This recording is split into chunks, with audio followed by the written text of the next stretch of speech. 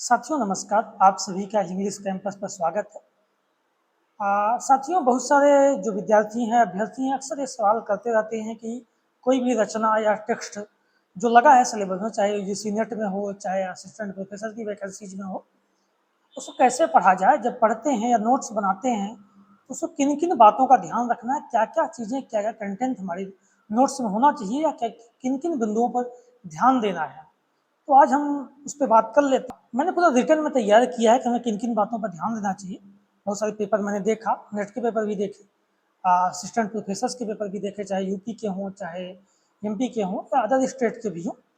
मैंने वो उसको भी देखा, उसके माध्यम से मैंने तैयार किया। कुछ भी रचना हम जब पढ़ते हैं या नोट्स बनाते हैं बेसिकली, हिंदी की जो कोई भी रचना, क्या क्या बातें आनी चाहिए, क्या क्या मुख्य बातें उसमें समाहित हो। तो इसको मैंने 3 भागों में बाँटा है।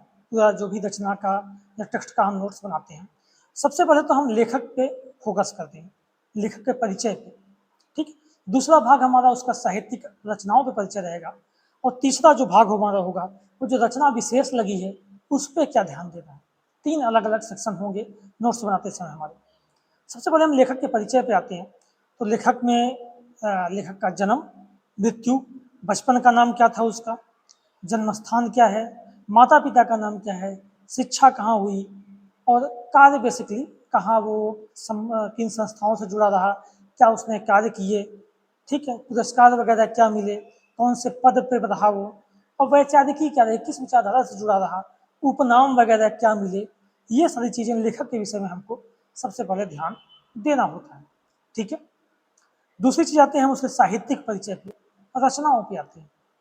रचनाओं पे जब हम आएंगे तो जिस विधा की रचना हमारे सिलेबस में लगी है, मान लीजिए कविता लगी है, तब हम उस विधा की जो कविता लगी है तो उसकी सारी कविताएं जो या कविता संग्रह हैं, उनका हमारे पास दो दो लाइन का परिचय हो, संक्षिप्त परिचय हो, किस विषय पे ये कविता लिखी गई है, किस विषय पे ये संग्रह था, इसका प्रकाशन वर्ष क्या है और मूल भाव क्या है, कौन कौन से पात्र वगैरह इसमें आए हैं, ठीक है।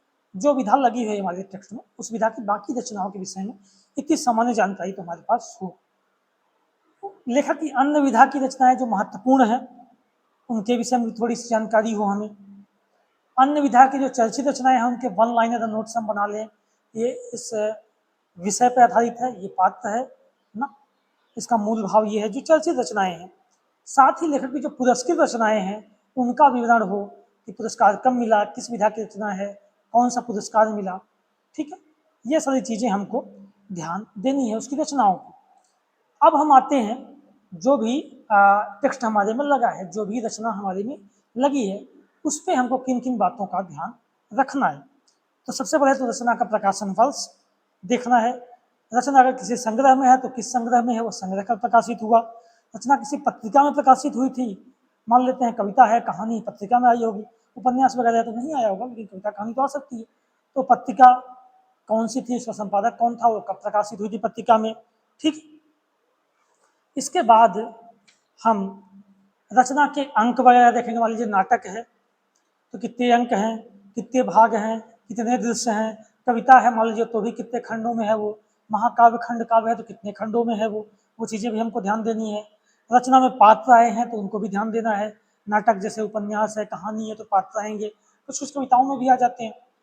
पात्रों के बीच आपस में संबंध क्या है ना। सभी मान लीजिए नाटक या उपन्यास है तो इन पात्रों का दो दो लाइन का परिचय हो हमारा, कि इनका वेशभूषा क्या है, स्वभाव कैसा है, कार्य आदि क्या करते हैं ये, ठीक है। ये चीज़ें भी हमको ध्यान देनी है। फिर उस रचना का केंद्रीय भाव क्या है, किस विषय पे है, मूल भाव क्या है, ये भी हमको ध्यान देना है, नोट्स में लिखना है हमको। पढ़ते समय लिखते समय ये भी चीज़ें समाहित करनी है। फिर रचना का अगर आवश्यक हो तो हम सारांश भी नोट कर लें या सारांश पे ध्यान दे लें, पढ़ लें अच्छे से, क्या चीज़ें हैं इसमें, ठीक है, शुरू से अंतिम तक चीज़ें। रचना की महत्वपूर्ण जानकारी, जिससे कौन कौन से स्थान, गांव, शहर, नगर का जिक्र है, इसमें किन्हीं पत्रिकाओं का जिक्र किया गया है, किन्हीं महापुरुषों का जिक्र किया गया है, किसी कवि का जिक्र किया गया है, किसी कुछ कविताएं उसमें आई हैं, कहावतें आई हैं, तो वो भी हमको ध्यान देने में। से निबंध ही है, मान लीजिए मेरे राम का मुकुट भीग रहा है, निबंध है, उसमें कुछ कविताएं आ गई, वो भी हमको ध्यान से। उठ जाग मुसाफिर निबंध नेट में लगा है, उसमें बीच बीच में कुछ कविताएं हैं, कुछ शायरियाँ हैं, तो वो कौन बोल रहा है, कौन सी कविताएं हैं, वो चीज़ें भी हमको ध्यान देनी है, ठीक है। रचना में घटने वाली घटनाएं हमको ध्यान देनी, क्रम से घटनाएं, चूंकि नेट के पाठ्यक्रम में पूछा ही जाता रहा है घटनाएं क्रम से लगाने को। हाल ही में जो एमपीएपी का पेपर हुआ वहाँ भी ऐसी घटनाएं क्रम से लगाने को दिया है। तो कुछ भी हो, कविता हो, कहानी हो, उपन्यास हो, कौन कौन सी घटनाएं, कविताओं में पंक्तियां ऑर्डर से लगाने को देता है, तो वो चीज़ें भी हमको ध्यान देनी है। ठीक, इस बार एमपीएपी में भी दिया था, पहले भी नेट में हमेशा देता रहा है कविताओं की पंक्तियां ऑर्डर से लगाने को। तो ये चीज़ें भी हमको ध्यान देनी, घटनाएं कौन कौन सी घट रही है क्रम से लगाया जाए। साथ ही रचना के विषय में विद्वानों की जो टिप्पणी है, किसी उपन्यास, किसी कहानी के विषय में, ये लेखक के विषय में हमको देखना है, किसी महत्वपूर्ण टिप्पणी की गई है तो वो भी हमको ध्यान देना पड़ेगा। ठीक है, फिर इसके साथ रचना की प्रमुख पंक्तियां भी हमको देखनी है। कविताएं हैं तो कविताओं की प्रमुख पंक्तियां, कहानी है तो उसके महत्वपूर्ण डायलॉग कौन कौन से हो सकते हैं, किसने किससे कहा है, वो चीज़ें भी ध्यान देनी है। उपन्यास में भी ये चीज़ें ध्यान देनी, महत्वपूर्ण कथन कौन से हो सकते हैं, गोदान से श्रीलाल शुक्ल के राग दरबारी से अक्सर कथन पूछे जाते रहे हैं ना। रचनाओं से महत्वपूर्ण कथन हमेशा पूछते हैं। जैसे हमारे एमपीएपी 2022 के पेपर था, कहानी से कथन पूछ लिया गया, जो आखिरी लाइन है उसकी कि मरे हुए मुहूर्तों की गूंगी आवाज़ें जीवित होना चाहती हैं, वो किसी तरीके से लग ही नहीं रहा था। तो हम जब ध्यान देंगे, महत्वपूर्ण पंक्तियां ऐसी ध्यान देंगे, तो सूक्तियाँ, कोटेशन वगैरह जब नोट्स में बने रहेंगे, लिखे रहेंगे, तो वो हमको याद रहेगा।